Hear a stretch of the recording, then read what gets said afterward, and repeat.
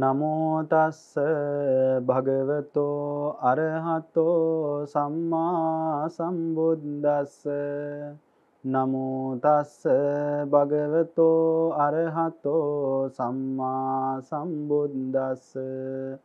නමෝ තස්ස භගවතෝ අරහතෝ සම්මා සම්බුද්දස්ස.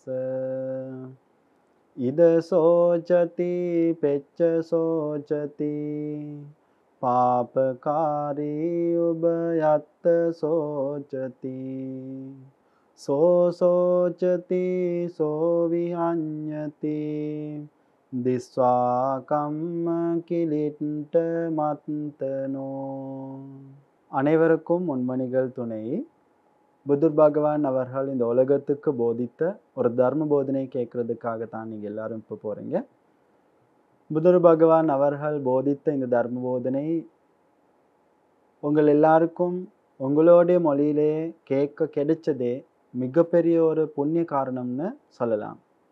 ஏன்னு சொன்னால், இதுவரைக்கும் தமிழ் மொழியில் தர்ம போதனைகள் சரியாக இந்த உலகத்துக்கு யாருமே போதிறது நான் கண்டது இல்லை. யார் யாரோ புத்தர் பகவான் போதித்த தர்மத்தை போதிக்கிறாங்க. ஆனாலும் இது போன்ற தர்ம போதனைகள் போதுறது கேட்டது இல்லை. அதனால உங்கள் எல்லாருக்கும் ஒரு முக்கியமான ஒரு தர்ம போதனைகள் இந்த உலகத்தில் இருக்கிற புத்தர் பகவான் போதித்த தர்ம போதனை கேட்கறதுக்கு கிடைச்சதே ஒரு மிகப்பெரிய ஒரு நீங்கள் எல்லாரும் செஞ்ச ஒரு புண்ணியம்னு சொல்லலாம். அப்படின்னா இந்த உலகத்தில் யார் யாரோ முனிகள் இருக்கிறாங்க, அவங்க எல்லாரும் என்னென்னையோ கண்டுட்டு இந்த உலகத்துக்கு போதிருக்கிறாங்க தர்மத்தை. நான் இப்படி இருக்கிறேன், இப்படி பார்த்தேன், இப்படி கண்டேன், இதுதான் உலகம், இதுதான் தர்மம் அப்படின்னு சொல்லி இங்கே தான் நாம் எல்லாரும் இறந்து போக போகிறோம், அதே மாதிரி இங்கே இருந்து தான் நம்ம எல்லாம் வந்தோம் அப்படின்னு நம்ம எல்லாருக்கும் காரணங்கள் சொல்லிக்கிட்டு இருந்தாங்க. சொல்லிட்டு எல்லாரும் இறந்து போயிட்டாங்க, சொர்க்கத்துக்கு போனாங்க, அப்படி அங்கே இங்கே போனாங்க. புத்தர் பகவான் அவர்களும் அதே மாதிரி சத்தியத்தை தேடினாங்க. இப்போ நம்ம எல்லாரும் இந்த உலகத்தில் பிறக்கிறோம், வாழ்கிறோம், இறந்து போகிறோம். அப்படி வாழ்ந்து இறந்து போகிற நம்ம எல்லாத்துக்கிட்டையும் துக்கங்கள் தவறிக்கிட்டே தான் இருக்குது. துக்கங்கள் இருக்கிற எப்பயுமே எங்ககிட்ட துக்கம் இருந்துக்கிட்டே தான் இருக்கும். யாராவது சொன்னால் எனக்கு துக்கம் இல்லை, சந்தோஷம் தான் என் வாழ்க்கை அப்படின்னு சொன்னால், நீங்கள் நினைக்கிறாத துக்கங்கள் உங்ககிட்ட இருக்குது. யாருக்கும் தெரியாது, அதை பற்றி யாரும் நினைக்கவும் மாட்டேங்க. புத்தர் பகவான் அவர்கள் இந்த உலகத்துக்கு யாருக்குமே தெரியாத யாருக்குமே கண்டுபிடிக்க முடியாத துக்கத்தையும் கண்டுபிடித்த, சத்தியத்தை கண்டுபிடிக்கிற போதே அவரு துக்கத்தையும் கண்டுபிடித்த உலகத்துக்கு போதினார். இப்ப நம்ம எல்லாரும் சந்தோஷமா இருக்கிறோம்னு சொல்லலாம். ஆனா அந்த சந்தோஷத்தை தேடுறதுக்காக எவ்வளவு துக்கங்கள் அனுபவிக்கிறீங்க. நன்றாக பாருங்க. எவ்வளோ நீங்க சந்தோஷம் அனுபவிக்கிறேன், நானா சந்தோஷம் இருக்குது, சந்தோஷமா இருக்கேன் அப்படின்னு சொன்னாலும் அந்த சந்தோஷத்தை தேடிக்கிறதுக்கு, அந்த சந்தோஷத்தை கண்டினியூ பண்ணுறதுக்கு, ஒரே அடியாக கொண்டு போகிறதுக்கு எவ்வளோ கஷ்டங்கள் படுறீங்க. பணம் தேடணும், வேலைக்கு போகணும், அந்த பணத்தை சரியாக பேங்க்கில் வச்சுக்கணும், அது யாரும் களவாணி பண்ணாமல் வச்சுக்கணும், அது எல்லாமே பார்த்துக்கணும். இது எல்லாமே எவ்வளோ துக்கம். என்னோட வீட்டு இருக்குது அப்படின்னு சொன்னாலும் அந்த வீட்டை நல்லதாக பார்த்துக்கிறதுக்கு எவ்வளோ கஷ்டப்பட வேண்டும்.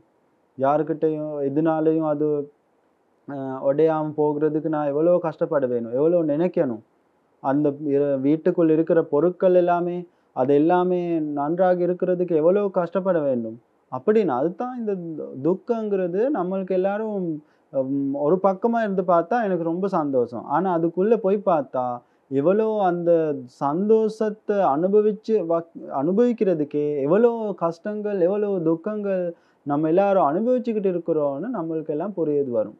புத்தர் பகவான் அவர்கள் இந்த துக்கத்தையும் பார்த்து, நம்ம எல்லாரும் துக்கம்னு சொன்னால் என்ன சொல்லுவோம், நம்ம எல்லாருக்கும் நன்றாக புரியுது.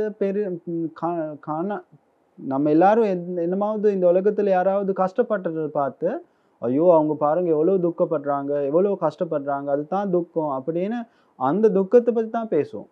நல்ல நம்ம கண்ணில் பார்த்துக்கிட்டு இருக்கிற துக்கத்தை பற்றி தான் சொல்லுவோம். ஆனால் புத்தர் பகவான் அவர்கள் நம்ம அந்த மாதிரி பார்க்காத துக்கங்களையும் உலகத்தை போதினார். இந்த மாதிரி துக்கங்கள் உலகத்தில் இருக்கு அப்படின்னு புத்தர் பகவான் அவர்கள் உலகத்துக்கு போதினார். அப்படின்னா அதே மாதிரி புத்தர் பகவான் இந்த மாதிரி துக்கங்கள் அனுபவிக்கிறதுக்கு காரணம் என்னன்னு அதையும் போதினார் புத்தர் பகவான். தான் கர்மம்னு சொல்லுவோம் நம்ம எல்லாம். அப்படின்னா நம்ம எல்லாரும் எங்களுக்கு என்னமாவது கஷ்டம் துக்கங்கள் இதெல்லாம் வந்தா யாருக்காவது நம்ம சொல்லுவோம், கஷ்டத்தை போடுவோம். அவர்னால தான் எனக்கு இந்த துக்கம் வந்தது, இவங்கனால தான் எனக்கு இந்த துக்கம் வந்தது அப்படின்னு சொல்லுவோம். ஆனா புத்தர் பகவான் இந்த உலகத்துக்கு போதுற தர்மத்தை பார்த்தா புத்தர் பகவான் நம்மளுக்கு போதுற தர்மத்தில் இருக்கிறது என்ன? நம்ம என்னமாவது கர்மங்கள் இதுக்கு முன்னால ஜன்மத்துல பிறந்து பண்ணோம்னா அந்த பண்ணின பாவங்களுக்கு தண்டனையாகத்தான் இப்ப எங்களுக்கு இந்த கர்மங்கள் நடந்துகிட்டு இருக்குதுன்னு சொல்றார். நம்ம இதுக்கு முன்னால ஜன்மத்துல என்னமாவது நல்லது பண்ணியிருந்தா அதுக்கு தகுதான நல்லது தான் இப்ப எனக்கு நடந்துகிட்டு இருக்குதுன்னு புத்தர் பகவான் போதிக்கிறார். அதே மாதிரி புத்தர் பகவான் போதிக்கிறாரு, நம்ம எல்லாரும் இதுக்கு முன்னால எங்கேயோ இருந்து இப்ப வந்த மாதிரி இங்க இருந்தும் இன்னொரு இடத்துக்கு நம்ம இருந்ததுக்கு அப்புறம் போயிடுவோம் அப்படின்னு புத்தர் பகவான் சொல்றார். சொர்க்கத்துக்கு போகலாம், இல்ல பிரம்மோலகத்துக்கு போகலாம், இல்ல நரகத்துக்கு போகலாம், இல்லைன்னா நம்ம பேத்தலோகன்னு சொல்றது பேய் உலகம்னு சொல்லலாம், அந்த உலகத்துக்கு போகலாம், இல்ல மிருக உலகத்துக்கு போகலாம், இல்லைன்னா மனித உலகத்திலே மறுபடியும் பிறக்கலாம், எங்கேயாவது பிறக்கலாம் அப்படின்னு புத்தர் பகவான் போதிக்கிறார். அந்த பிறக்கிற இடத்தை தீர்மானிக்கிறது யாரு? நம்ம செய்யற பாவங்கள் புண்ணியங்கள் தான் தீர்மானிக்குதுன்னு சொல்றாங்க. வேற யாரும் அதையெல்லாம் செய்ய மாட்டாங்க. நான் என்ன பண்றேனோ எப்படி வாழ்றேனோ அதுல தான் தீர்மானிக்கிறது நான் எங்க போய் பிறக்க போறேன் அப்படின்னு போதிக்கிறார் புத்தர் பகவான் இந்த உலகத்துக்கு போதிக்கிறார். அப்படின்னா புத்தர் பகவான் இன்னைக்கு நானும் உங்கள் எல்லாருக்கும் போதிக்கிறதுக்கு கொண்டு வந்த தர்ம காரணம் என்னம்னா அதுலேயும் புத்தர் பகவான் உலகத்துக்கு போதித்த ஒரு முக்கியமான காரணம் இருக்குது. யாராவது பாவங்கள் பண்றாங்கன்னா உங்களுக்கு என்ன தண்டனை கிடைக்கும், அந்த தண்டனை என்ன, அதை பத்தி தான் புத்தர் பகவான் இந்த காத்தாவில் உலகத்துக்கு போதி இருக்கிறார். அதை பத்தி தான் நம்ம எல்லாரும் இன்னைக்கு பேச போறோம். அப்படின்னா இந்த நம்ம எல்லாரும் நம்ம வாழ்க்கை பத்தி நன்றாக பார்த்து நான் எப்படி வாழ வேண்டும், நான் எப்படி வாழ்ந்தா என்ன நடக்கும், நான் நன்றாக வாழ்ந்தா என்னோட வாழ்க்கை நாளைக்கு எப்படி இருக்கும், நான் கெட்டதா வாழ்ந்தா இன்னைக்கு நாளைக்கு என்னோட வாழ்க்கை எப்படி இருக்கும். நீங்க எல்லாரும் நன்றாக எங்கேயோ கேட்டிருப்பீங்க, யாரோ சொல்றது கேட்டிருப்பீங்க. இறந்த காலெல்லாம் பார்க்கக்கூடாது, அதெல்லாம் இருந்து போச்சு. அதே மாதிரி எதிர்காலத்தை பத்தி யோசிக்க கூடாது, அதுவும் வருமா இல்லையா ஆகுமா இல்லையான்னு தெரியாது, அதனால இந்த நிகழ்காலத்தை தான் நம்ம வாழ வேணும் அப்படின்னு நீங்க எல்லாரும் கேட்டிருப்பீங்க. புத்தர் பகவானும் அதே தான் சொல்றாரு. இறந்த காலம் எல்லாம் போச்சு, அது இன்னைக்கு நம்ம யாருக்கும் மாற்ற முடியாது. ஆனா எதிர்காலங்கிறது அது அதை பத்தி நம்ம எல்லாம் எவ்வளோ யோசிச்சாலும் எப்படி யோசிச்சாலும் அந்த எதிர்காலம் சரியாக இருக்குமா இல்லையா, நான் நினைச்சதெல்லாம் நடக்குமா இல்லையான்னு நமக்கு தெரியாது.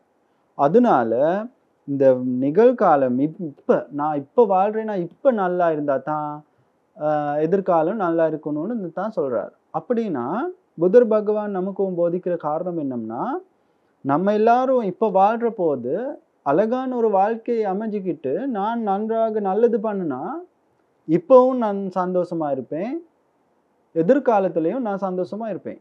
ஏன்னா நான் இப்ப நல்லது பண்றேன். அதனால அதுல வர்ற கர்மங்கள், அதுல வர நல்லது காரியங்கள் நல்லது நடக்குதுன்னா அது எதிர்காலத்துல தான் நடக்கும்.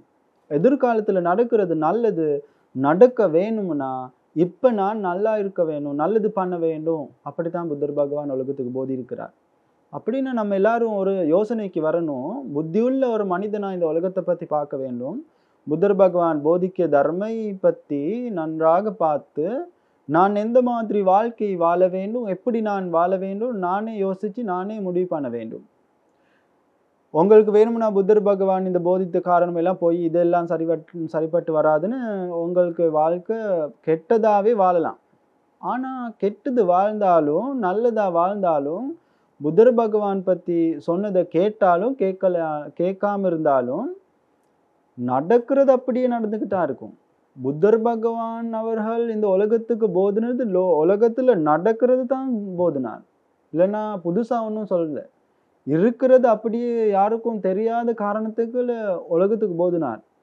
அப்படின்னா புத்தர் பகவான் அவர்கள் போதித்த இந்த தர்மத்தை விசுவாசத்தை வச்சு நான் இப்படியெல்லாம் பண்ண மாட்டேன், நான் நல்லது பண்ண வேண்டும், அப்படி நல்லது பண்ணுனா எனக்கு நல்லது நடக்கும் அப்படின்னு யாராவது யோசிச்சு, யாராவது அந்த புத்தர் பகவான் அவர்கள் போதித்த தர்மத்தை பின்தொடர் பண்ணுனாங்கன்னா, அவங்களோட வாழ்க்கை எதிர்காலத்துல அழகான ஒரு வாழ்க்கை கிடைக்கலாம். அதுதான் புத்தர் பகவான் போதிக்கிறார். இந்த தம்மபதைன்னு சொல்ற புஸ்தகத்துல இருக்கு. அ ஒரு காத்தா. அந்த காத்தா தான் இத சோச்சதி பெச்ச சோச்சதி பாபகாரி உபயத்த சோச்சதி. சோச்சதி விஹான்யதி திஸ்வா கம்ம கிளிட்ட மாத்தம். இத சோச்சதி பெச்ச சோச்சதி. இதுனா என்னன்னு புத்தர் பகவான் அவர்கள் இந்த உலகத்துக்கு போதிக்கிறார். இப்பவும் அவரு சோகப்படுவாரு, அப்படின்னு இல்லைன்னா துக்கப்படுவாரு, கஷ்டப்படுவாரு, வருத்தப்படுவாரு. இதுக்கப்புறமும் கஷ்டப்படுவாங்க, துக்கப்படுவாங்க, வேதனைப்படுவாங்க. அதே மாதிரி வருத்தப்படுவாங்கன்னு புத்தர் பகவான் அவர் போதிக்கிறாரு. யார் இப்படி இப்பவும் கஷ்டப்பட்டு வேதனைப்பட்டு துக்கப்படுறது, அதுக்கப்புறமும் இன்னும் 2, 3 நாள்ல, 5 நாள்ல, ஒரு 10 வருஷத்துல இல்லைன்னா இன்னும் இந்த உலகத்துல நம்ம எல்லாம் இறந்து போய் இன்னொரு உலகத்துல நம்ம எல்லாரும் பிறக்கிறோம். அந்த பிறக்கிற உலகத்திலையும் நம்ம துக்கப்படுவோம்னு புத்தர் பகவான் போதிக்கிறார். என்ன பண்ணுனா, எப்படி வாழ்ந்தா இப்படி துக்கப்படுவாங்கன்னு சொல்றது போது புத்தர் பகவான் போதிக்கிறார். யாரு பாவம் பண்ற யாராவது இருக்கிறாங்கன்னா, அந்த பாவம் பண்ற ஆள் தான் இப்படி துக்கப்படுவாங்கன்னு புத்தர் பகவான் போதிக்கிறார். அதே மாதிரி புத்தர் பகவான் போதிக்கிறார். 2 இடத்துலயும் அவர் துக்கப்படுவார், சோகப்படுவார், வருத்தப்படுவார்னு சொல்றாரு. 2 இடம்னா என்ன? 2 இடம் இப்பவும் சோகப்படுவாங்க, இதுக்கப்புறமும் சோகப்படும். இந்த இடம்னு சொல்றது பாவம் பண்ற போதும், இல்லைன்னா பாவத்துக்கு தண்டனை கிடைக்கிற போதும் அவர் துக்கப்படுவாங்க. அதே மாதிரி இறந்து போய் எங்கேயாவது இடத்துல பிறக்கிற போது அந்த இடத்துலையும் என்ன பண்ணுவாங்க? சோகப்படுவாங்க, துக்கப்படுவாங்க, வருத்தப்படுவாங்கன்னு புத்தர் பகவான் அவர்கள் போதிக்கிறாங்க. இப்ப பாருங்க, நம்ம எல்லாரும் என்னமாவது பாவங்கள் பண்ணின போது ரொம்ப சந்தோஷமா இருக்கும். ஆனா கொஞ்ச நேரம் போனதுக்கு அப்புறம் அந்த காரணத்தை பத்தி யோசிச்சு பார்த்தா துக்கங்கள் மனதுக்கு வந்துகிட்டு இருக்கும். அதே மாதிரி இப்ப பாருங்க, நம்ம வாழ்க்கையில என்னமாவது தவறுகள் நடக்கிற போது, இல்லைன்னா என்னோட கால் போயிரும், கை போயிரும், இல்லைன்னா நோய்கள் வரும். இப்படி வரப்போது நம்ம எல்லாரும் ஒரு இது சொல்லுவோம். என்ன சொல்லுவோம்னா, கடவுள்கள் நம்பிக்கிட்டு இருக்கிற ஆள்கள்லாம் சொல்லுவாங்க, கடவுள், ஐயோ கடவுளே எதுக்காக எனக்கு இதெல்லாம் ஆகுது அப்படின்னு நம்ம எல்லாம் கேட்போம். என்ன பாவம் பண்ணுனேன், எதுக்காக எனக்கு இந்த தண்டனை அப்படின்னு நம்ம சொல்லுவோம். அப்படி சொல்ற போது நம்ம எல்லாம் சொல்லுவோம், யாராவது கடவுள் பத்தி நம்பிக்கை வச்சுக்கிட்டு இருக்கிற ஆளுங்க சொல்லுவாங்க, ஐயோ கடவுள் எதுக்காக என்னை சோதிக்கிற இப்படி அப்படின்னு எல்லாம் நம்ம சொல்லுவோம். யாரோ எதேதோ யோசிச்சுக்கிட்டு நம்ம எல்லாம் செஞ்சுக்கிட்டு இருக்கோம். ஆனா நம்ம எல்லாருக்கும் நன்றாக தெரிஞ்ச காரணம் என்னன்னா, நான் என்னமாவது பாவம் பண்ணியிருக்கிறேன், அதுக்கு தண்டனை தான் இப்ப நான் அனுபவிக்கிறேன். அதனால எனக்கு துக்கங்கள் வர்ற போது இப்ப நம்ம வேதனைப்பட்டு வருத்தப்பட்டு நம்மளுக்கே நம்ம யோசிச்சு பார்ப்போம், ஐயோ என்ன பாவம் பண்ணுனேன், எதுக்காக இந்த மாதிரி தண்டனைகள் நான் அனுபவிக்கிறேன் அப்படின்னு நம்ம எல்லாம் சொல்லுவோம். அப்படின்னா புத்தர் பகவான் போதிக்கிறாரு, இதுக்கப்புறமும் நாம் துக்கப்படுறதுன்னு சொன்ன முதல்ல அந்த துக்கப்படுறது தான் இதுதான். என்னன்னா, எல்லாருக்கும் துக்கம் வராது. எல்லாரும் அந்த மாதிரி என்ன பாவம் பண்ணினேன், எதுக்காக எனக்கு இவ்வளோ கஷ்டங்கள் அப்படின்னு சொல்லிக்கிட்டு இருக்க மாட்டேன். இதுதான் தர்மம். அப்படின்னா நம்ம எல்லாருக்கும் போதிக்கிற தர்ம காரணத்தை நன்றாக பார்த்தா, இப்ப இடுங்க, நம்ம வீட்டுக்கு மற்ற வீட்டுல இருந்து ஒரு நாய் வருது. நான் விருப்பம் இல்லை அந்த நாய் என் வீட்டுக்கு வர்றது, நான் விருப்பம் இல்லை. ஒரு கல் எடுத்து நல்ல ஒரு அடிப்பேன். அடிச்சா என்ன பண்ணுவீங்க? அந்த நாய் மேல அந்த கல் பட்டதும் ரொம்ப சந்தோஷமா கத்திக்கிட்டு ஓடுற போது, அடிச்சுட்டேன், நல்ல ஒரு அடி விழுந்துச்சுன்னு ரொம்ப சந்தோஷப்படுவேன். சரி சரி அப்படின்னு சந்தோஷப்படுவேன். மறுநாள் நம்ம ரோட்ல போய்கிட்டு இருக்கிற போது அந்த நாய் கீழே உட்கார்ந்து இருக்குது, கால் உடைஞ்சு போய். அதை பார்த்து ஒரு ஆளுக்கு துக்கம் வரலாம். ஐயோ நான் நேற்று அடிச்சுட்டேனே, அதனால தான் இப்போ இந்த நாயோட கால் இல்லாமல் போயிடுச்சு, கால் உடைஞ்சு கிடக்குது அப்படின்னு நானும் வருத்தப்படலாம். ஒரு 10 நாள், ஒரு 5 நாள், இல்லை நம்ம ஒரு 2, 3 வருஷம் போனதுக்கு அப்புறம் நாங்கள் பார்க்குறோம், அந்த நாய்க்கு கால் உடைஞ்சனால மற்ற நாய்கள் வந்து அந்த நாயை கடிச்சு காயம் பட்டி சாப்பிட்றதுக்கும் முடியாமல் கீழே விழுந்து ரொம்ப கஷ்டப்பட்டு அந்த நாய் இறந்து போகுது. நம்ம அதையெல்லாம் காண்றோம். அப்ப எல்லாம் பாருங்க, ஐயோ! நான் கல்லுல அடிச்சனால தானே இதெல்லாம் நடந்தது. அப்படின்னு ஒரு வருத்தம் வரும் மனசுக்கு. அந்த புத்தர் பகவான் போதிக்கிறாரு, என்னமாவது பாவங்கள் யாராவது பண்ணாங்கன்னா, அந்த பாவத்தினால இத சோச்சத்தி இப்பயும் சோகப்படுவாங்க, துக்கப்படுவாங்க அப்படின்னு புத்தர் பகவான் உலகத்துக்கு போதிக்கிறார். அந்த துக்கம் தான் இந்த துக்கம். அப்பொழுதும் அவரு சந்தோஷப்படுவாராம். நான் அடிச்சுட்டேன், இப்ப செத்து போச்சு, இனிமே என் வீட்டுக்கு வராது அப்படின்னு சந்தோஷப்படலாம். சரி, இப்பவும் சந்தோஷப்படலாம். ஆனா, அந்த செஞ்ச பாவத்துக்கு தகுதான தண்டனை என் பின்னாலே சுத்தி சுத்தி வரும். அதுதான் இந்த தர்ம காரணத்துல சொல்ற முக்கியமான காரணம். செஞ்ச பாவத்துக்கு தண்டனை என் பின்னால சுத்தி சுத்தி வரும். எப்பயாவது அந்த தண்டனை எனக்கு கொடுக்கும். நான் அதை அனுபவிச்சே ஆகணும். எதுனாலையும் நான் செஞ்ச பாவத்துல இருந்து தப்பிச்சு போக முடியாது. எப்பயாவது அதுக்கு தண்டனை கிடைச்சே தீரணும். புத்தர் பகவான் சொல்ற யாருனாலையும் இந்த கர்மத்துல இருந்து தப்பிச்சு போக முடியாது. கண்டிப்பாக இந்த தர்மத்துக்கு அவர் தண்டனை அனுபவிச்சே ஆகணும் அப்படின்னு புத்தர் பகவான் உலகத்துக்கு போதிக்கிறார். அப்படின்னா நம்ம எல்லாருக்கும் இந்த உலகத்துல வாழ்ற போது அந்த நாய்க்கு அடிச்சனால, அந்த நாய்க்கு அடிச்சதுனால எனக்கு சேர்த்து வச்சுக்கிட்ட கர்மம் என் பின்னாலே சுத்தி வந்து எனக்கு தண்டனை கொடுக்கும். தண்டனை வாங்குற போது எனக்கு நோய்கள் வரும், இல்ல என்னோட காலே உடைஞ்சு போகும். கால் உடைஞ்சு போகுது. அப்புறம் நான் நினைப்பேன், ஐயோ! அந்த நாய்க்கு அன்னைக்கு அடிச்சேன். அதனால தான் அந்த நாயோட கால் உடைஞ்சு போச்சு. நான் அத பார்த்து சந்தோஷப்பட்டேன். இப்ப என்னோட கால் உடைஞ்சு போச்சு. அன்னைக்கு அடிச்சனால தான் எனக்கு இப்ப தண்டனை கிடைச்சிருக்கு அப்படின்னு நான் நினைப்பேன். பாருங்க. அப்ப சோகப்படுவீங்க. அப்ப துக்கப்படுவீங்க, வருத்தப்படுவீங்க. அதுதான் தர்மம். அப்படின்னா புத்தர் பகவான் போதிக்கிறாரு, அதே மாதிரி அவர் அதனால கஷ்டப்பட்டு, வேதனைப்பட்டு அவர் இறந்து போய் இன்னொரு இடத்துல எங்கேயாவது பிறக்கிறார். ஒரு மனிதனாவே பிறக்கலாம். மனிதனா பிறக்கிற போது கால் இல்லாம பிறக்கிறாங்க. கால் இல்லாம பிறந்தது அப்புறம் அவரு ரொம்ப கஷ்டப்படுவாங்க, வெட்கப்படுவாங்க. ரோட்ல போக முடியாது. ஃப்ரெண்ட்ஸ்கள கூட இருக்க முடியாது. ஒரு வாழ்க்கை சந்தோஷமா இருக்க முடியாது. பணம் இல்ல, வேலை இல்ல. இது எல்லாமே இல்லாம கஷ்டப்படுவாங்க. ஏன் என் கால் இல்லாதனால. அப்படின்னா, அப்ப நம்ம எல்லாரும் கஷ்டப்படுவோம், வேதனைப்படுவோம். அந்த வார்த்தைகள் சொல்லுவோம். என்ன வார்த்தை? ஐயோ! நான் என்ன பாவம் பண்ணேன்? எதுக்காக என்னோட கால் இல்லாம இந்த உலகத்துக்கு பிறந்தேன் நான்? அப்படின்னு நம்ம சொல்லுவோம். அப்படி சொல்லி வேதனைப்பட்டு, துக்கப்பட்டு வாழ்வோம். அப்படின்னா புத்தர் பகவான் அவர்கள் போதிற இந்த காரணத்தை நன்றாக பார்த்தா, இது நம்மளுக்கு எல்லாருக்கும் நன்றாக புரியும். என்ன? நம்ம செஞ்ச பாவங்களுக்கு தண்டனை தான் பின்னால சுத்தி சுத்தி வந்து நம்மளுக்கு தண்டனை கொடுத்துக்கிட்டு இருக்குதுன்னு புத்தர் பகவான் அவர்கள் போதித்தார். அப்படின்னா இந்த சுத்தி சுத்தி வந்த காரணத்தை பாருங்க நன்றாக.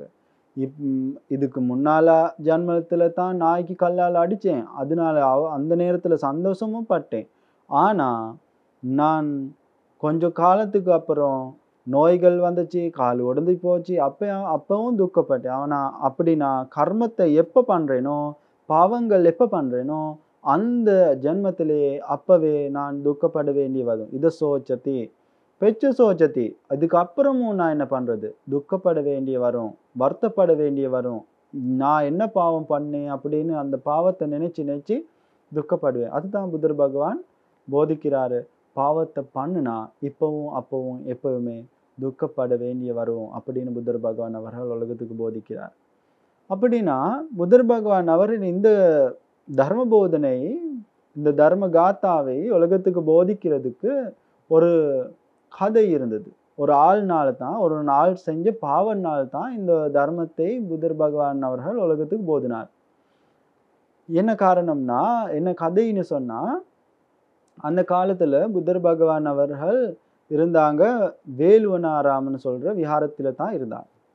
இப்படி புத்தர் பகவான் வேலுவனாராம்னு சொல்ற விஹாரத்தில் இருக்கிற போது, அந்த வேலுவனாராம் விஹாரத்துக்கு போற ரோட்டுக்கிட்டே ஒரு வீடு இருந்தது.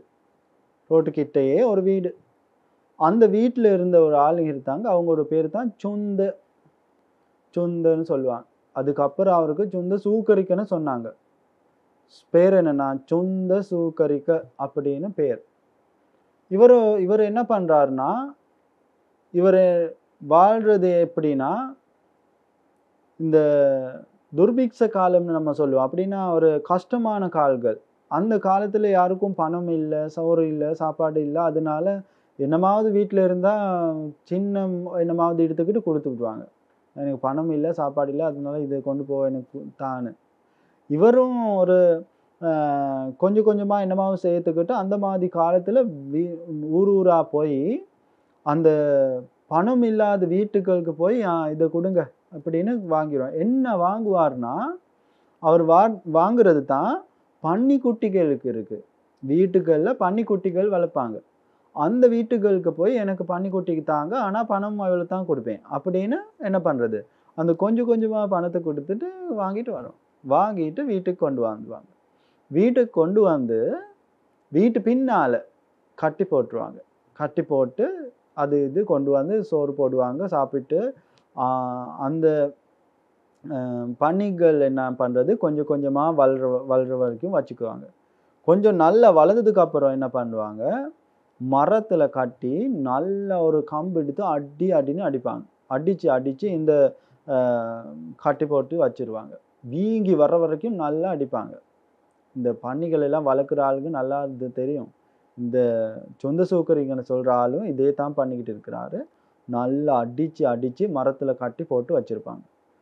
ஒரு 2, 3 நாள் அப்படியே அடிச்சு மரத்துல கட்டி வச்சுட்டு 2, 3 நாள் போனதுக்கு அப்புறம் என்ன பண்றது, நல்ல ஒரு கொதிக்கிற சுடுசாணிய கொண்டு வருவாங்க. சுடு தண்ணிய கொண்டு வந்து வாய தொறந்து வாய்க்குள்ள ஊத்துவாங்க. வாய்க்குள்ள ஊத்தி இந்த உடம்புல இருக்கிற எல்லாத்தையும் வெளிய போட்டுருவாங்க. வாயில போய் பின்னால வெளிய வர்றதுக்கு தான் இதெல்லாம் பண்றாங்க. அப்பதான் அந்த பன்னி செத்து போகும். அதுவரைக்கும் அந்த அடி வாங்கி 2, 3 நாள் மரத்துல கட்டி போட்டு அதே கத்தி அப்படியே இருக்கும். அந்த சுடு தண்ணி ஊத்துற போது தான் அந்த பன்னி செத்து போகும். சொல்றாங்க எப்படி இந்த பன்னி இந்த மாதிரி சுத்தம் பண்ணிட்டு கத்தி அந்த பன்னி மேல சுடு தண்ணி ஊத்துவாங்கன்னு சொல்றாங்க. ஏன்னு சொன்னா இந்த நம்ம உடம்புல இருக்கிற இந்த தோல் இருக்கு. இந்த தோல் எல்லாம் எரியறதுக்காகத்தான் இந்த சுடு தண்ணி ஊத்துவாங்க. இந்த சுடு தண்ணி ஊத்தி தோல் எல்லாம் நல்லா உரிச்சிட்டு கீழ போட்டு கத்தி எடுத்து வெட்டிட்டு அந்த வெட்டுனத எடுத்து சமைச்சு வீட்ல இருக்கிற எல்லாத்தையும் கூட்டிக்கிட்டு வந்து சாப்பிட்டு மத்தது எல்லாமே வித்துடுவாங்க. வித்து பணத்தை தேடி அதுல தான் வாழ்ந்துகிட்டு இருக்கிறாங்க. இதுதான் உங்களோட வாழ்க்கை. யாரோட வாழ்க்கை? சொந்த சூக்கரின்னு சொல்ற இந்த ஆளோட வாழ்க்கை. இவரோட வாழ்க்கை இப்படி போய்கிட்டு இருக்கு. எவ்வளவு காலம்னு சொன்னா 12 வருஷமா இதே வேலையை பண்ணிக்கிட்டு இருக்கிறாங்க. இதே வேலை. வேற ஒண்ணுமே வேலை இல்லை. அவர் வாழ்றதே இதுல தான் சொல்றாங்க. இப்படி வாழ்ந்துகிட்டு இருக்கிற இவரு போறாரு. ஒரு நாள் கூட சொல்றாங்க. ஒரே ஒரு நாள் கூட புத்தர் பகவான் அங்கே வீட்டுக்கு வந்து ஒரு பிண்ட பாத்துன்னு நம்ம பிச்சை எடுப்பாங்கன்னு சொல்லுவோம் பிக்குகள் மார்க்க. அதுக்கு பிச்சைன்னு சொல்ல மாட்டோம். அதுக்கு சொல்றது பிண்ட பாத்த அப்படின்னு சொல்லலாம். பிண்ட பாத்து ஒன்று நாள் கூட பிண்ட பாத்து கொடுத்தது இல்லை. அதே மாதிரி ஒரு நாள் கூட ஒரு பூ கூட எடுத்துக்கிட்டு புத்தர் பகவான் இருக்கிற இடத்துக்கு போகணும், தர்மத்தை கேட்கணும் அப்படின்னு ஒரு நாள் கூட போகல. இந்த வேலுவனாராமைக்கு வர்ற போற ரோட்ல தான் இருந்தாங்க. ஆனா புத்தர் பகவான் அவருக்கு போய் இப்படி கேளுங்க, தர்மத்தை கேட்குறங்க, அவங்க கிட்டையும் போய் தர்மத்தையும் சொல்லல. ஏன்னு சொன்னா இவங்க செய்யற பாவம் அவ்வளோ பெரிய பாவம். இவ்வளோ காலமா இந்த பாவத்தை செஞ்சுக்கிட்டு இருக்கிறாங்க. இனிமே புத்தர் பகவானுக்கு கூட அவருக்கு ஒண்ணும் பண்ண முடியாது. அவரு அந்த இருக்கிற இடத்துல இருந்து விலகி எடுக்க முடியாது அப்படின்னு சொல்றாங்க.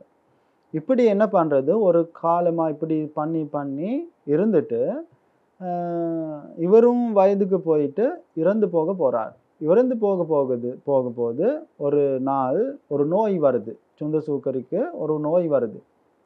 அந்த நோய் எப்படின்னு சொன்னா அவரு கத்துறாரு, என்னோட உடம்பு எரியுதுன்னு கத்துறாரு. இவரோட உடம்பெல்லாம் எரியுறனால கத்துறாரு. கத்திக்கிட்டு அங்க இங்க வீட்டு பூரா அங்க இங்க ஓடுறாரு. இப்படி ஓடுற போது அந்த வீட்டுல இருக்கிற ஆளுங்க என்ன பண்றாங்க, இந்த ஓடுற ஆள்னால வெளியே போனா பெரிய பிரச்சனை வரும். அதனால வீட்டெல்லாம் சாத்திட்டு வெளியே உட்காந்து பார்த்துக்கிட்டு இருக்காங்க. கதவெல்லாம் உடைஞ்சுக்கிட்டு வெளியே வருவாங்களோ அப்படின்னு வெளியே உட்காந்து பார்த்துக்கிட்டு இருக்கிறாங்கன்னு சொல்றாங்க. இப்படி இருக்கிற போது மத்த வீட்ல இருக்கிற யாருக்குமே தூக்கம் இல்லைன்னு சொல்றாங்க. ஏன் தூக்கம் இல்லைன்னு சொல்றது? அந்த வீட்டுகள்ல இருக்கிற எல்லாத்துக்கும் தூக்கம் வராத மாதிரி கத்துறாங்க. எப்படி கத்துறது? கத்துறது எப்படின்னு போது சொல்றாங்க. இந்த சொந்த சூக்கரி கத்துறது எப்படி? அந்த பன்னிகள அடிச்சு, அடிச்சு சாகடிக்கிற போது எப்படி அந்த பன்னிகள் கத்துதோ, அதே மாதிரி கத்துதுன்னு சொல்றாங்க. அதே மாதிரி கத்துறாங்க. இந்த சொந்த சூக்கரியும் அதே மாதிரி கத்துறாங்க. அங்கங்க ஓடுறது எப்படி? கையும் காலும் 2ம் கீழ வச்சு தான் ஓடுறாங்க. பன்னிகள் எப்படி அடிக்கிற போது அங்க இங்க ஓடுதோ, அதே மாதிரி கையும் காலும் கீழ வச்சுக்கிட்டு தான் அங்க இங்க ஓடுதுன்னு சொல்றாங்க. பட் பாருங்க எவ்வளோ பெரிய துக்கம் அனுபவிச்சுக்கிட்டு இருக்காங்க. இந்த பாவம் பண்ணாங்க. பன்னிகளுக்கு சாவடிக்கிற போது துக்கத்த குடுத்து, குடுத்து சாவடிச்சாங்க. அதே பாவம் நம்ம மேல வருது இப்ப. சொந்த சூக்கரிக்கு மேல வந்திருக்குது இப்ப. அந்த சொந்த சூக்கரிக்க அனுபவிச்சுக்கிட்டு இருக்காங்க. 7 நாள் இதே துக்கமா, இதே பாவம் அனுபவிச்சுக்கிட்டே இருக்காங்க. ஒரு நாள் 7வது நாள் ஒரு பிக்குமார்கள் ரோட்ல போறாங்க. புத்தர் பகவான் பார்க்கறதுக்காக ரோட்ல போய்க்கிட்டு இருக்காங்க. இப்படி போகிற போது வீட்ல கதவெல்லாம் சாத்தியிருக்கு. பன்னிகள் எல்லாம் வீட்டுக்குள்ள பெரிய கத்துறது தான் கேக்குது. புத்தர் பகவான் கிட்ட போய் புத்தர் பகவான் அவர்கள் கிட்ட சொல்றாங்க. புத்தர் பகவானே எப்பயுமே நாங்க இந்த ரோட்ல போகிற போது நம்ம சத்தம் கேட்கும். சொந்த சூக்கரியோட வீட்டு பின்னால தான் பன்னிகளை அடிச்சு அடிச்சு சாவடிப்பாங்க. ஆனா இன்னைக்கு வீட்டெல்லாம் கதவெல்லாம் சாத்தி இப்ப வீட்டுக்குள்ள தான் சாவடிக்கிறாங்க அப்படின்னு சொல்றாங்க. சொல்ற போது புத்தர் பகவான் அவர்கள் அவர் ஞானத்துல பார்த்து அவர் சொல்றாங்க, பிக்குகளே இப்ப அவரு 7 நாள் பன்னிகளை ஒண்ணுமே பண்ணல. ஆனா புத்தர் பகவான் எங்களுக்கு கேட்டுச்சு அவர் அடிக்கிறது வீட்டுக்குள்ள கத்துது, அவ்வளோ கத்துதே பன்னி வீட்டுக்குள்ள கத்துதே அப்படின்னு சொல்றாங்க. அப்பொழுது சொல்றாங்க, அந்த பன்னி இல்ல, பன்னி மாதிரி அந்த சொந்த சூக்கரி தான் இப்ப கத்துறாங்க. அவங்க செஞ்ச பாவத்துக்கு இப்ப தண்டனை கிடைச்சிருக்கு. அந்த தண்டனை அனுபவிச்சுட்டு இருக்கிறாங்க. அந்த பாவங்கள் அனுபவிச்சுக்கிட்டு இருக்கிறாங்க அப்படின்னு புத்தர் பகவான் அவர்கள் போதிக்கிறாங்க. அப்பதான் புத்தர் பகவான் போதித்த தர்மத்தை அவங்களுக்கும் புரிஞ்சது. உண்மையாவே அதுதான். புத்தர் பகவான் போதிக்கிறாரு. இப்ப நீங்க எல்லாரும் இங்க வர்றபோது அந்த சொந்த சூக்கரிக்க இறந்து போயிட்டாரு. அவர் இறந்து போய் எங்க பிறந்தாரு? பிறந்த இடத்தை பத்தி சொல்றாரு. எப்படி பிறந்தாரு? அப்போது புத்தர் பகவான் அவர்கள் போதிக்கிறாரு. சொந்த சூக்கரிக்க இப்பொழுது நரகத்துல பிறந்தாரு. நரகம்னு சொன்னா நம்மளுக்கு எல்லாரும் ஒரே இடம்னு தான் தெரியும். ஒரே இடம் தான். ஆனா ஒரு மாதிரி இருக்கும். இப்ப நம்ம எல்லாம் மனித உலகம்னு சொன்னா இந்தியா இருக்கு, இலங்கை இருக்கு, ஆஸ்திரேலியா, அமெரிக்கா அப்படின்னு வேற வேற இடம் இருக்கு. அதே மாதிரி நரகத்திலையும் நரகம்னு சொல்றது ஒரே இடம் மாதிரி தான் நம்ம எல்லாம் சொல்லுவோம். ஆனா அங்கேயும் நம்ம செய்யற பாவத்துக்கு தகுதான இடங்கள் இருக்கு. இந்த சொந்த சூக்கரிக்க பண்ணுன பாவத்துக்கு கிடைக்க வேண்டிய தண்டனம் எப்படின்னா, அவர் பிறந்த இடம் தான் நெருப்பு இருக்கிற இடம். அந்த நெருப்பு எவ்வளோ பெரிய நெருப்புன்னு சொன்னா சொல்றாங்க, ஒரு 100 கிலோமீட்டர் தூரத்துல இருந்து அந்த நெருப்பை பார்த்தாலே கண்ணுல எரிஞ்சு போகுமா. அவ்வளோ பெரிய நெருப்பு. அவ்வளோ எரிச்சல் வரும் அந்த நெருப்பை பார்த்தா. அவ்வளோ பெரிய நெருப்பு இருக்கிற இடத்துல தான் இவர் பிறந்தாரு. ஆனா இவர் சாக மாட்டார். அந்த கர்மத்தை அனுபவிச்சு அந்த தண்டனைகள் அனுபவிச்சு முடிகிற வரைக்கும் அங்கே அப்படியே இருப்பாங்க. அந்த நெருப்புல அவர் சுட்டு அவர் எவ்வளோ தண்டனைகள் அனுபவிக்கணுமோ அவ்வளோ தண்டனைகள் எல்லாம் அனுபவிச்சு ஒரு வருஷ கணக்குல அவர் அங்கே இருக்க வேண்டும். வருஷ கணக்குல அங்கே இருந்து துக்கங்கள் அனுபவிச்சு பாவங்கள் எவ்வளோ பண்ணாரோ அந்த பாவங்களுக்கு எல்லாத்துக்கும் எவ்வளோ தண்டனை கிடைக்கணுமோ அவ்வளோ தண்டனைகளுக்கும் அனுபவிச்சு முடிஞ்சதுக்கு அப்புறம் தான் அவர் மறுபடியும் எங்கேயாவது வேற இடத்துல அந்த துக்கம் இல்லாத இடத்துக்கு வரணும்னா வருவாங்கன்னு சொல்றாங்க. அப்படின்னா பாருங்க எவ்வளோ பாவங்கள் செஞ்சாங்க, எவ்வளோ பாவங்கள். அப்படின்னா புத்தர் பகவான் அவர்கள் உலகத்துக்கு போதிக்கிறாரு. அந்த நேரத்துல தான் போதிக்கிறாரு. சொந்த சூக்கரிக்கு எவ்வளவு பாவங்கள் பண்ணாரோ அதே மாதிரி இந்த உலகத்துல இன்னும் பாவங்கள் பண்ணிக்கிட்டு இருக்கிற ஆளுங்கள் இருக்கிறாங்க. அதனால அவங்க எல்லாத்துக்கும் சரியான மாதிரி புத்தர் பகவான் போதிக்கிறார். இத சோச்சதி பெச்ச சோச்சதி பாபகாரி உபயாத்த சோச்சதி. பாவங்கள் பண்ற ஆள்கள் இருக்கிறாங்கன்னா அவங்க எல்லாரும் இப்பவும் துக்கப்படுவாங்க, இதுக்கப்புறமும் துக்கப்படுவாங்க. அதே மாதிரி 2 இடத்துலயும் அவங்க துக்கப்படுவாங்க அப்படின்னு புத்தர் பகவான் போதிக்கிறார். அதே மாதிரி சொல்றாங்க. செஞ்ச பாவத்த நினைச்சு நினைச்சு நினைச்சு துக்கப்படுவாங்கன்னு சொல்றாங்க. நரகத்துல பிறந்ததுக்கு அப்புறம் செஞ்ச பாவங்கள் நினைவுல வரும்னு சொல்றாங்க. அங்கே போய் ஐயோ இனிமே இந்த மாதிரி பாவங்கள் பண்ண மாட்டேன், என்ன விட்டுடுங்க அப்படின்னு கத்தி கத்தி அவங்க அழுவாங்கன்னு சொல்லுவாங்க. ஆனா யாருமே காப்பாத்துறதுக்கு அங்க இல்ல.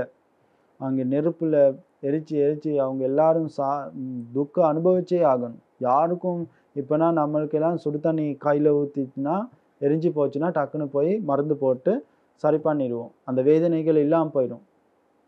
அப்படி செஞ்சுட்டு வேதனைகள் அனுபவிக்கிறது கொஞ்சம் குறைச்சல் ஆகலாம். ஆனா பாவங்கள் பண்ணிட்டு நரகத்துக்கு போனா அங்கே யாரும் காப்பாத்துறதுக்கு இல்ல. அங்கே ஒன்றும் மருந்துகள் இல்லை, அங்கே ஒன்றும் ஏசி எல்லாம் ஒன்றும் இல்லை. அங்கே கஷ்டம் வேதனை மட்டுமே தான், ஒண்ணுமே இல்லை. அப்படின்னா நம்ம எல்லாருக்கும் அந்த மாதிரி இடத்துக்கெல்லாம் போயிட்டு தான் வந்திருக்கோம். இன்னொரு வாட்டியும் போகணுமா இல்லையான்னு நம்ம தான் முடிவு பண்ணணும். நான் முதல்ல சொன்னேன், நான் வாழ்ற வாழ்க்கை எப்படியோ அதுக்கு தகுதான வாழ்க்கை தான் அதுக்கப்புறம் நம்மளுக்கு கிடைக்கும். அதனால நான் தான் முடிவு பண்ணணும். நான் தான் முடிவு பண்ண வேண்டும். நான் எங்கே போறேன், சொர்க்கத்துக்கு போறேனா இல்லை நரகத்துக்கு போறேனா அப்படின்னு நீங்க தான் முடிவு பண்ணணும். வேற யாரும் முடிவு பண்ண முடியாது. அம்மா அப்பாவுக்கு பிள்ளைகளுக்கு யாருக்கும் முடிவு பண்ண முடியாது. அப்படின்னா நம்ம எல்லாரும் முடிவு பண்ணி இப்ப நன்றாக வாழ்ந்தா தான் எனக்கு எதிர்காலத்துல நன்றாக ஒரு வாழ்க்கை கிடைக்கும். அதனால நீங்க எல்லாரும் நன்றாக ஒரு வாழ்க்கை வாழ எல்லாரும் யோசிச்சு பாருங்க, நினைவுக்கு விடுங்க. யோசிச்சு புத்தியுள்ள ஒரு ஆளா யோசிச்சு நினைவுக்கு விடுங்க. நான் இந்த மாதிரி பாவங்கள் பண்ண மாட்டேன், நான் நன்றாக ஒரு மனிதனா வாழ வேண்டும் அப்படின்னு நினைக்கணும். புத்தர் பகவான் போதித்த இந்த தர்ம காரணத்தை பத்தி மறுபடியும் நம்ம நன்றாக பார்த்தா பாருங்க, இந்த கதையில சொந்த சூகரிக்கணும் சொல்ற இந்த ஆளு செஞ்ச பாவங்கள் எதுக்காக பண்றாங்க? அதுதான் முக்கியமான ஒரு காரணம். நம்ம எல்லாருக்கும் பாவங்கள் பண்றோம் தான் நம்மளும். ஆனா பாவங்கள் பண்ண நம்ம எல்லாருக்கும் சொல்றதுக்கு என்னமாவது ஒரு காரணம் இருக்கும். நான் பாவம் பண்ணேன் இதனால தான். எனக்கு பணம் இல்லை, எங்க அப்பா அம்மா நோயாளி ஆகிச்சு, என்னோட மனைவி நோயாகிச்சு, என் பிள்ளைகள் கேட்கறத எடுத்து கொடுக்க முடியல, அதனால தான் இந்த பாவங்கள் பண்ணினேன், இதனால தான் நான் மிருகங்களை கொன்னேன், இல்லைன்னா நான் ஆள்களை கொன்னேன், இல்லைன்னா நான் களவாணி பண்ணினேன், பொய் சொன்னேன் அப்படின்னு நம்ம எல்லாமாவது ஒரு காரணங்கள் சொல்லலாம். என்னமாவது காரணம் சொல்லலாம். ஆனா எந்த காரணத்தை வச்சு செஞ்சாலும் அந்த செய்யற பாவத்துக்கு தண்டனை அனுபவிச்சே ஆகணும். அதுதான் தர்மம், அதுதான் இந்த உலக தர்மம். அதனால தான் புத்தர் பகவான் சொல்றாரு, எந்த காரணத்தை வச்சு என்ன மாதிரி பாவங்கள் பண்ணாலும் தண்டனை அனுபவிச்சே ஆகணும். பாருங்க, சொந்த சூக்கரிக்குன்னு சொல்ற ஆளும் பாவங்கள் பண்ணார். எதுக்காக பண்ணாருன்னா, அவர் பாவங்கள் பண்ணது ஒரு அவரோட பிள்ளைகளுக்கு சோறு கொடுக்கறதுக்கு, அவருக்கு மனைவியை சந்தோஷமா வச்சுக்கிறதுக்காகத்தான் இதெல்லாம் பண்ணாங்க. யாராவது சொன்னா இதெல்லாம் பண்ணாதீங்க, இது பாவம் அப்படி சொன்னா அவங்க சொல்லுவாங்க, என்ன நீ சோறு போடுவியா? அப்படின்னா என் பிள்ளைகளுக்கு நீ சோறு போடுவியா? என் மனைவியை சந்தோஷமா வச்சுக்க முடியுமா? நீ பணம் கொடு, அப்படின்னா நான் செய்யாம இருக்கிறேன் அப்படின்னு சொல்லலாம். ஆனா அப்படி சொன்னாலும் எந்த காரணத்தை வச்சு செஞ்சாலும் பிள்ளைகள் பாவம் அதனால தான் இதெல்லாம் பண்ணேன்னு ஒரு அப்பா சொல்லலாம்.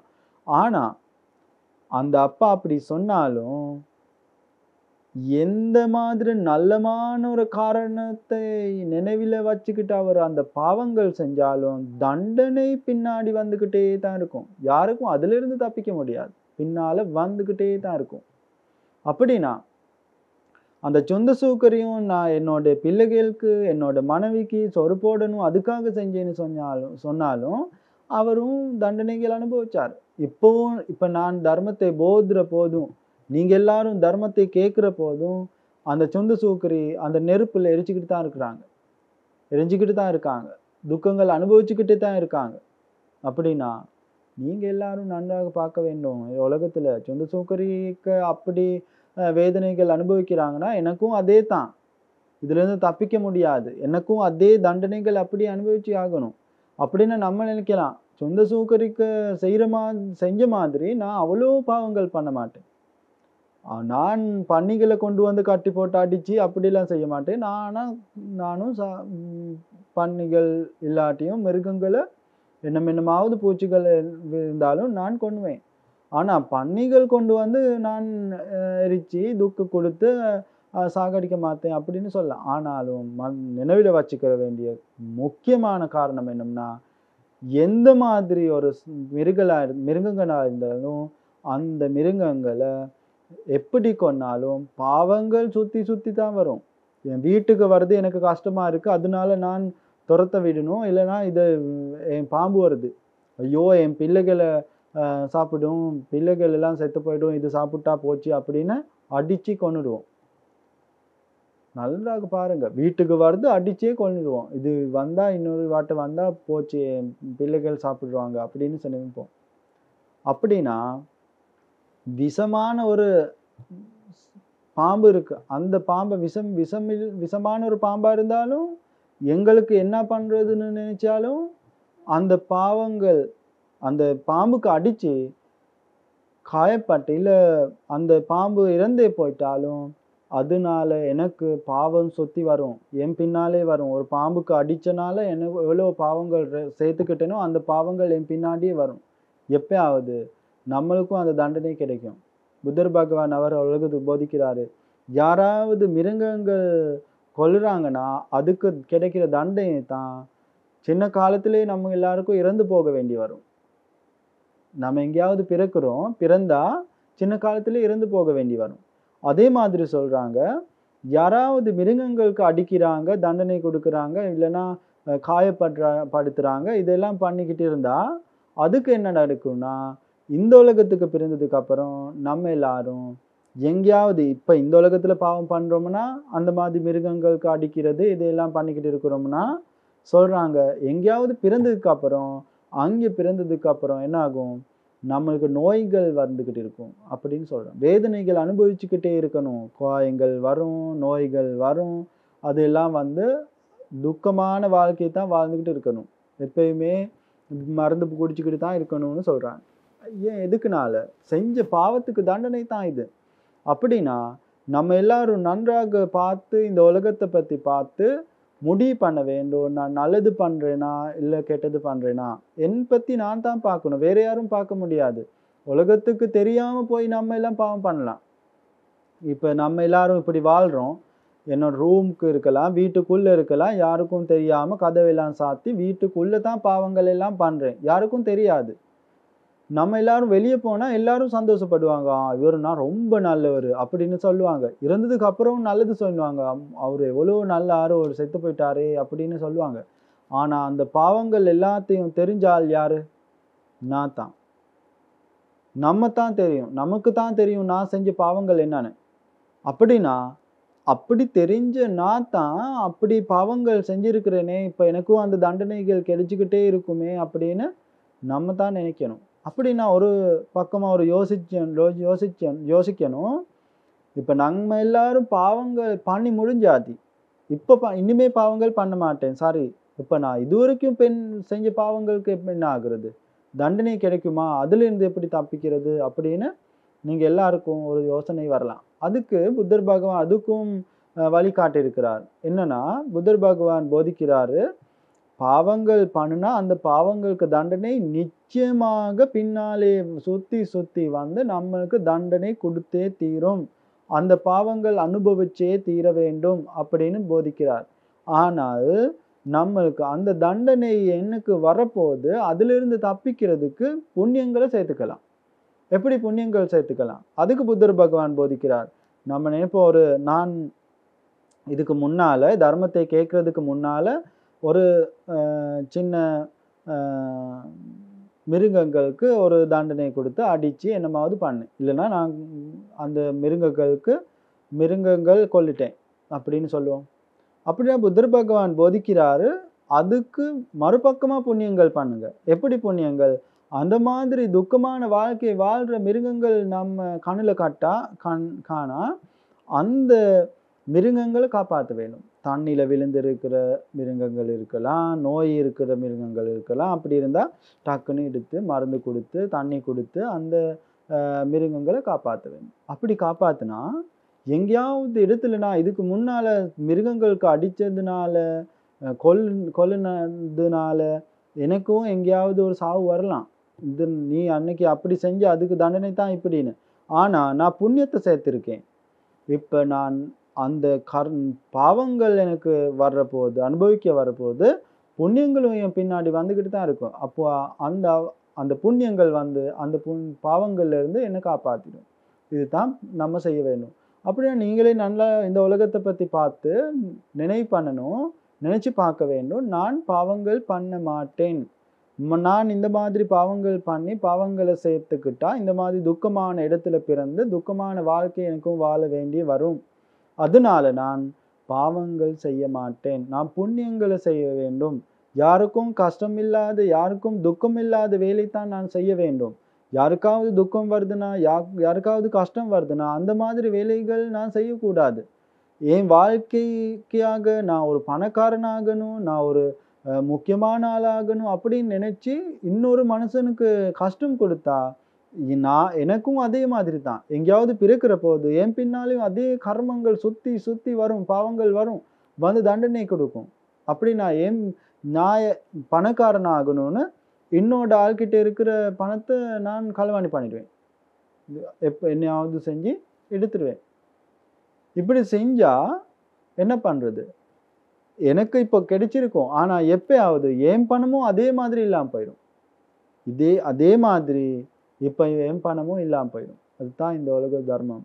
அப்படின்னா நீங்க எல்லாரும் இப்ப கேட்ட இந்த சுந்தசூக்கரியோட கதையோட அந்த புத்தர் பகவான் போதித்த இந்த இத சோச்சத்தை பெச்ச சோச்சத்தின்னு சொல்ற இந்த காத்தாவிலையும் உங்க வாழ்க்கைக்கு ஒரு அர்த்தமான ஒரு அர்த்தம் எடுத்துக்கிட்டு தர்ம காரணத்தை எடுத்துக்கிட்டு நான் இனிமே பாவங்கள் பண்ண மாட்டேன். பாவங்கள் பண்ணுனா எனக்கும் இந்த உலகத்திலையும் நான் துக்கப்பட வேண்டிய வரும், வருத்தப்பட வேண்டிய வரும். அதே மாதிரி இதுக்கப்புறமும் எங்கேயாவது இடத்துல நான் பிறந்தேன்னா அங்கேயும் பாவங்கள் அனுபவிச்சே தீர வேண்டிய வரும். அப்போ நான் எனக்கு இப்போ நான் எனக்கு தெரியும் இந்த மாதிரி பாவம் பண்ணினேன், அதனால தான் இந்த மாதிரி தண்டனை.